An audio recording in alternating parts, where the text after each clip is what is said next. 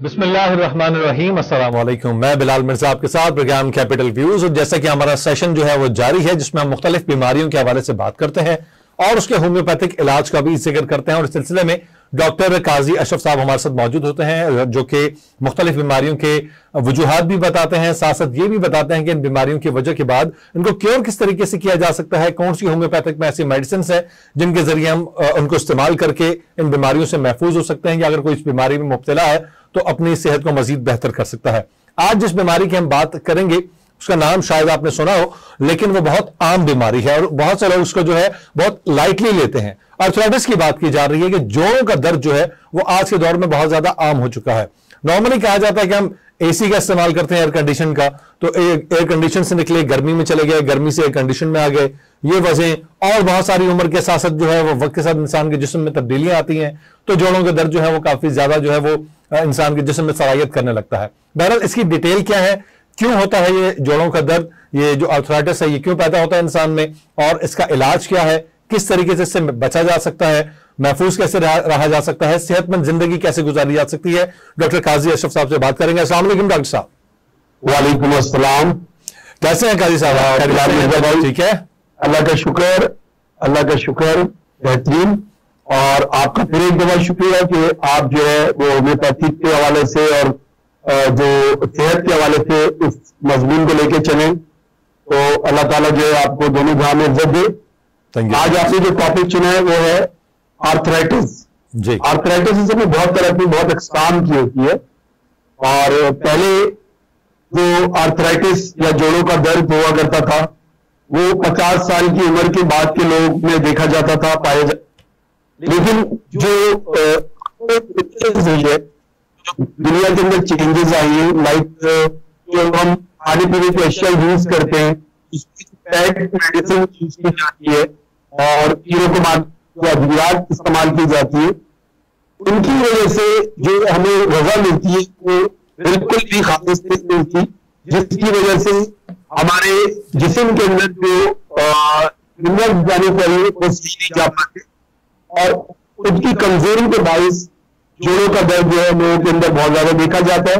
लेकिन जोड़ों का दर्द सिर्फ एक वजह से नहीं, जोड़ों का दर्द आर्थराइटिस या एक्यूट आर्थराइटिस या ऑस्टियो आर्थराइटिस, ये सारी एक ही टर्म्स है, यानी कि बिगड़ती जाती है और आखिर में जाके ऑस्टियो आर्थराइटिस बन जाती है। अलामात है जो मैं बताना चाहता हूं, ताकि आप लोग ऐसे दर्द के लोग जिनको पता नहीं है कि जिस्म में क्या हो रहा है, और वो दर्द समझ के पेन किलर खा लेते हैं, और जब वक्ती आराम आ जाता है उसको छोड़ देते हैं और डॉक्टर्स को नहीं दिखाते, मालिक को नहीं दिखाते। तो इसलिए मैं कुछ चीजें बताना चाहता हूँ आपके चैनल की तरफ से। जी बिल्कुल। सबसे पहले तो ये कि इसकी जो अलामात होती है वो अब 30 साल 25 साल और उससे कम उम्र लोगों में भी, 18 साल के बच्चों में भी, बच्चियों में भी नुमाया हो रही है, देखी जा रही है। इसकी वजह में भी देखी जा रही है सारी प्रॉब्लम्स जो है। बेतरतीब जिंदगी का गुजारना, इसके अंदर कोई सोने का टाइम नहीं, कोई उठने का टाइम नहीं, बेइंतहा कोल्ड ड्रिंक का इस्तेमाल, बेइंतहा जंक फूड्स जो बाहर की वजह है उसका इस्तेमाल। एक चीज और जो आपकी तवज्जो से मैं लोगों तक पहुंचाऊं कि हमारे वक्तों में या पहले के वक्तों में ये देखा जाता था कि जो मसाले होते थे वो घरों में बनाए जाते थे, बिल्कुल खाना बनाने के लिए। और अब डब्बे में जो मसाले यूज होते हैं इसी के अंदर बना लिया फौरन से। जी, अब वो केमिकल्स जो है वो आपकी बॉडी के अंदर नेगेटिव जो अपराध मुरतब करते हैं, जिसकी वजह से आप कई तरह की बीमारी होती है। अब ये जो आर्थराइटिक है ये एक जर्म्स दोनों कोकाई से जन्म लेती है। दोनों कोकाई एक तासीम होता है जो आपके जिस्म के अंदर सलाहियत कर जाता है और किसी एक जगह जाके बैठ जाता है, वहीं से अपना काम कर रहा है। अच्छा, तो अगर आपको कभी दर्द फील हो और आपने पेन किलर खा लिया, वक्ती आराम आ गया, फिर वो दर्द हो गया, तो आपको दूसरी जगह पेन किलर खाने के बजाय डॉक्टर को जाके रुजू करना चाहिए, दिखाना चाहिए। और डॉक्टर को जो होम्योपैथिक डॉक्टर हो या एलोपैथिक डॉक्टर हो, उनको इसको बहुत बारीक से लेना चाहिए ऐसे मरीजों से पूछना चाहिए कि वो उनको बुखार तो नहीं रहता, उनका जिस्म जो है वो फैटी तो नहीं हो रहा, वो रोजमर्रा की एक्सरसाइज कर रहे हैं या नहीं कर रहे हैं। अब जैसे ये बीमारी मसूड़ों के इन्फेक्शन से बनती है। अच्छा, मसूड़ों के अंदर इन्फेक्शन हो या आपके गले में इन्फेक्शन हो तो भी ये बीमारी जन्म लेती है और गोलों को का जरासीम वो ग्रोथ करता है। तो इस चीज को जो मद्देनजर रखते हुए डॉक्टर को अपने पेशेंट को एडवाइस करना चाहिए, मेडिसिन तरकीब देनी चाहिए। सही सही। इसकी जो अलामत है वो काफी देर के बाद नुमाया होती है। अच्छा, ये जरूर बताइएगा कि अलामत के हवाले से, डॉक्टर साहब सॉरी टू इंटरप्ट यू, अलामत के हवाले से जरूर बताइएगा कि जो उम्र रसीदा लोग हैं उनमें तो बहुत जल्दी समझ में आ जाता है कि उम्र काफी हो गई है, इस वजह से जवान लोगों की जो अलामत है वो जरूर बताइएगा। जी, जवान लड़कों में अगर देखा जाए तो लड़के जो आते वो अपनी शिकायत करते हैं कमर के दर्द की, ज्वाइंट पेन की और उंगलियों में दर्द की, हाथों में दर्द की, तो डॉक्टर को उनसे वही पूछना चाहिए कि वो जब पेशाब करके उठते हैं तो उनको पत्थरों की शिकायत तो नहीं होती, उनका एल्बुमिन ज्यादा तो नहीं होता उनके यूरिन करने के बाद, क्योंकि एल्बुमिन का ज्यादा होना या पेशाब के बाद कतरों का आना आपके जिस्म की बहुत सारी केमिकल को ज्यादा करता है, आपके प्रोटीन को ज्यादा करता है, जिसकी वजह से जोड़ों का दर्द नौजवान नस्लों में ज्यादा होता है। और खवातीन के अंदर जो कम उम्र लड़कियां हैं या वो खवातीन जो न्यूली शादी हुई जिनकी और उनकी डिलीवरी हुई है, उनके अंदर भी ये देखा जाता है कि वो शिकायत करती है जोड़ों के दर्द की, ज्वाइंट पेन की। ऐसी मरीजों के अंदर ल्यूकोरिया की शिकायत होती है, तो उनको पहले अपनी ल्यूकोरिया का भी इलाज कराना चाहिए। उसमें के अंदर से जो कैल्शियम मिनरल ज्यादा होते हैं वो भी नुकसानदेह उनकी सेहत के लिए, उनको बहुत अच्छी। अभी मैं गजा की तरफ आऊंगा, पहले मैंने आपको अलामत बता दूं। अलामत बता दीजिए। अच्छा, इस जोड़ों के दर्द की अलामत में से सबसे अहम अलामत जो नजर आती है मुझे है कि आपकी उंगलियों का और वो आपकी पैरों की उंगलियों उसकी शेप चेंज हो जाती है, शेप चेंज वो आपकी बदवजह हो जाती है, शेप चेंज हो जाती है। अच्छा, आपकी उंगलियों की जो बनावट है वो चेंज हो जाएगी। ठीक, इसका मतलब है आपको ऑस्टियोआर्थराइटिस हो गया, अब आपकी हड्डियां बंगाल में आ गई है, आपका ऑस्टियोआर्थराइटिस है। इसके लिए जो आगे टेस्ट कराना चाहिए ऐसे पेशेंट्स का, उसमें सबसे पहले एक एक्सरे कराना चाहिए कि वो देखें कि उनकी जो हड्डियों की वो क्यों बदल रही है। नंबर 2 के अंदर ESR को चेक करना चाहिए, एल्बुमिन को चेक करना चाहिए, यूरिक एसिड को चेक करना चाहिए, ताकि इनके इलाज करने में आपको हेल्प मिल सके। ठीक, जी सर, ठीक है। अच्छा डॉक्टर साहब, ये तो आपने अलामत बता दी जवान लोगों में भी, और वैसे भी ऑस्टियोआर्थराइटिस अगर किसी की तरफ कोई आर्थराइटिस की तरफ जा रहा है तो उसके लिए आपने अलामत बता दी हैं। लेकिन ये बताएं कि आजकल हमारे माशरे में देखा गया है कि आपने जवान लड़के लड़कियों की, बुजुर्गों की बात की, इनको है, हमने बच्चों को भी देखा है, छोटे छोटे से बच्चे जो होते हैं वो बताते हैं कि कोई कहता है कि मेरे घुटने में दर्द है, कोई कहता है चलता हूं थोड़ा सा तो टांगों में दर्द हो जाता है, पूरे दिन बैठ के अपने लैपटॉप या कंप्यूटर में या फिर मोबाइल फोन में गेम्स वगैरह खेलते रहेंगे, फिजिकल एक्टिविटी कुछ भी नहीं है। लेकिन शाम के वक्त उनको बोला कि चलें थोड़ा सा वॉक पर चलते हैं तो उनकी ज्वाइंट्स में दर्द होने लग जाएगा, ज्वाइंट्स नहीं तो उनकी काफ में बहुत ज्यादा बताता है, पिंडली जो होती है उनकी उसमें बहुत दर्द होता है, हाथों में दर्द होता है। तो ये बच्चों में किस तरीके से सराहित कर रहा है?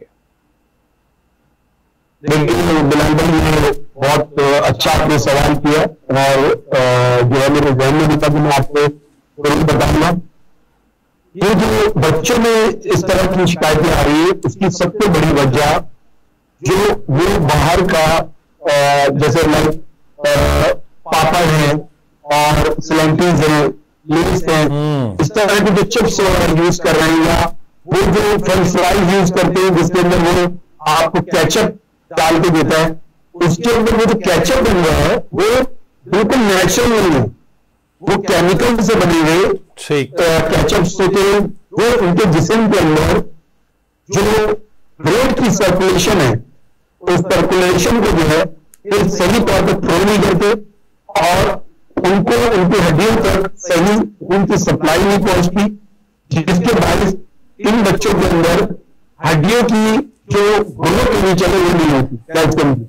और वो ज्वाइंट पेन का शिकार होते हैं। दूसरी वजह ये कि ये बच्चे जो आजकल हमारे दौर के बच्चे हैं, ये वाकई सिर्फ कंप्यूटर और लैपटॉप और मोबाइल फोन के अंदर महदूद हो गए, इनकी एक्टिविटी कोई नहीं है।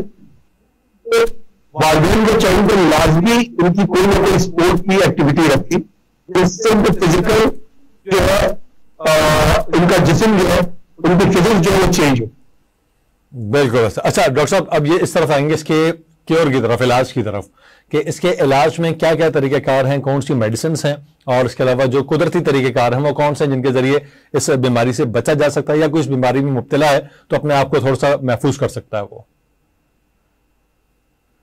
देखिए, सबसे पहले तो मैं ये कहूँ, अच्छा एक चीज मैं बताना आपको चाहूंगा जो मैं भूल नहीं गया था, कि ये जो ऑस्टियोआर्थराइटिस है, अगर ऑस्टियोआर्थराइटिस बिगड़ गया तो ये आपके दिल की अंदरूनी झिल्ली, जिसको एंडोकार्डियम कहते हैं, इसको मुतासिर करता है, जिसकी वजह से आपकी ब्लड की सर्कुलेशन दिल का मुतासिर होती है। तो इसको बिल्कुल आम में समझा जाए, अगर ज्वाइंट पेन है, यानी कि हड्डियों तक महदूद नहीं है, ये हड्डियों तक महदूद नहीं है, बल्कि फैल के पूरे जिस्म को डिस्टर्ब कर देता है। जी जी जी जी। तो बिल्कुल हमें इसका सही तौर पर इलाज कराना चाहिए। इसकी जो बचने की तदाबीर है वो सबसे पहले ये है कि हमें 8 से 10 गिलास पानी अपनी रोजमर्रा की रूटीन में पीना चाहिए। ठीक है। पानी का इस्तेमाल बहुत अच्छा करें, अपने खाने में ताजी गज़ा का इस्तेमाल करें, ठीक है, सब्जियों का इस्तेमाल करें, फ्रूट का इस्तेमाल करें, ड्राई फ्रूट का इस्तेमाल करें। अपनी रोजाना की एक्टिविटी के अंदर अपने लिए कम से कम 1 घंटा जरूर निकालें, आधा घंटा सुबह, आधा घंटा शाम, और आप जरूर एक्सरसाइज करें। भले तो बहुत हैवी ना करें, हल्की एक्सरसाइज करें, लेकिन एक्सरसाइज जरूर करें। अपनी किसी भी चोट को आप उसको रिफ्यूज ना करें, उसको नेगलेक्ट ना करें, उसको जरूर दिखाएं डॉक्टर। ठीक, मतलब ये बहुत ज्यादा जरूरी है कि हम कुछ माइनर सी कोई चोट लगती है, कोई कहीं से ब्लीडिंग हो गई, कुछ हो गया, तो हम ये सोचते हैं कि यार बस बैंडेज वगैरह कर ली, लेकिन अगर देखें उसमें कोई ऐसा प्रॉब्लम है तो फौरी तौर पे डॉक्टर के पास जाए ताकि उसको जो है वो क्लियर किया जा सके। अच्छा, मेडिसिन की तरफ आएंगे, मेडिसिन क्या बताइएगा? अच्छा, अब मैं आपको इसकी दवाइयां होम्योपैथिक की बताऊं, क्योंकि मैं होम्योपैथिक फिजिशियन हूं और मैं होम्योपैथिक मेडिसिन जो है वो अपने इस तरह के मरीजों को जो अपना कराता हूं, मैं वही आपको बताऊंगा। इसकी सबसे बेहतरीन दवाई एब्रोटिनियम 30 और 200 में एब्रोटिनियम आर्निका के साथ, आर्निका 30 के साथ, आर्निका 30 और एब्रोटिनियम 30 ऑल्टरनेट करके दें ऐसे मरीजों को जिनको ज्वाइंट पेन शुरू हुआ है और उसमें कम उम्र बच्चे हो या बड़े हो, दोनों में साथ हर उम्र के लोगों को दे सकते। ठीक है। और उसके बाद बड़ों के लिए ज्यादा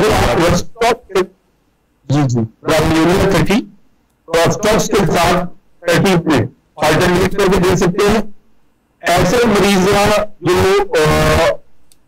जो कोलिया की शिकायत करती है या कमर में दर्द की बहुत ज्यादा शिकायत करती है, उनको कोलोफाइलम, और वो चिड़चिड़ी होती है, कोलोफाइलम 30 में और कोलोमिला 30 में ऑल्टरनेट करके उनको बहुत आराम आएगा। ठीक है। इसी तरह आपकी बेहतरीन दवाई कैंफर है, कैंफर 30 में, इसको भी आप मरीज को दे सकते हैं जोड़ों के दर्द के लिए। सही। और ऐसा मरीज जिसको दर्द के साथ साथ रात के वक्त गर्मी महसूस हो तो उसको आर्सेनिकम एल्बम 30 में भी इस्तेमाल कराया जा सकता है। अब आए हम कंपाउंड मेडिसिन की तरफ, तो कंपाउंड मेडिसिन में नाइट्रोम फॉस 6x में, नाइट्रोम सर्फ 6x में, पॉलीम्यूज 6x में, इसको आप रोजाना 4-4 बूंद नीम गर्म पानी से अगर इस्तेमाल करें नहार में, ठीक है, तो आपको बहुत जल्दी इसका फायदा हासिल होगा। अच्छा, सही। होम्योपैथिक अद्वियात।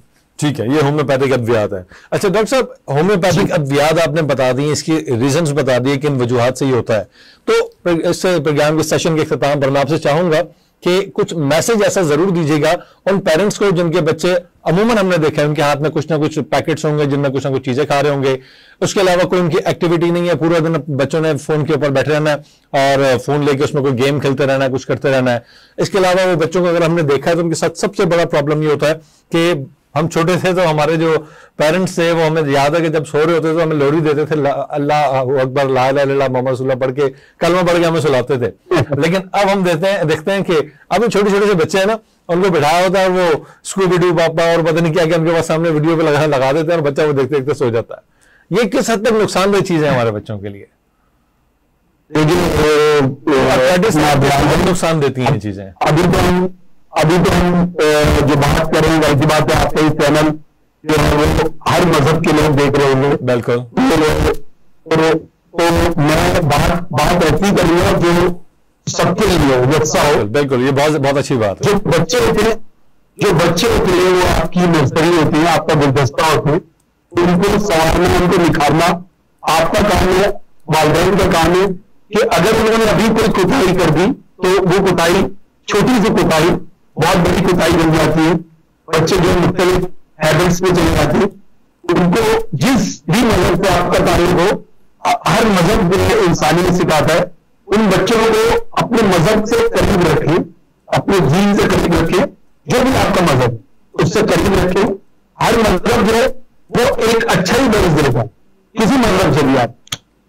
और अपने बच्चों को खुदा के वास्ते जो पैकिंग मटेरियल है, जो पैकिंग के अंदर टिप्स आते हैं, किसी भी कंपनी में आते, मैं किसी का नाम नहीं ले रहा, ठीक है, ये टोटल केमिकल है, ये आपके बच्चों की आंतों को नुकसान पहुंचाते हैं, उनकी ग्रोथ को रोकते हैं और उनको सही तौर पे जो आगे उनको साइंटिस्ट बनना हो, इंजीनियर बनना हो, डॉक्टर बनना हो, वो बिल्कुल नहीं बन पाएंगे, वो एक अच्छे इंसान नहीं बन पाएंगे।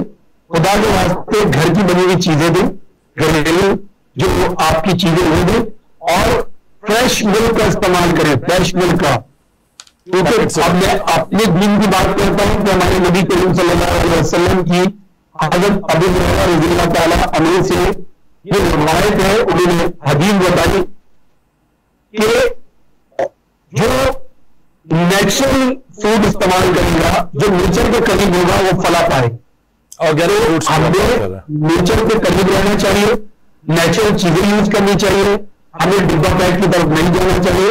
हमारे बच्चों को जो चीजें मिल रही है वो नेचुरल नहीं है, तो खुदारा अपने बच्चों को नेचुरल चीजें इस्तेमाल कराएं। बहुत शुक्रिया। ठीक है, बहुत शुक्रिया। डॉक्टर काजी अशरफ साहब हमारे साथ मौजूद थे, जो कि बहुत इंफॉर्मेटिव जो चीजें थी उन्होंने हमारे साथ शेयर की हैं, खासतौर पर आर्थराइटिस के हवाले से कि ये जो बीमारी है जोड़ों के दर्द की, इससे किस तरीके से महफूज रहा जा सकता है।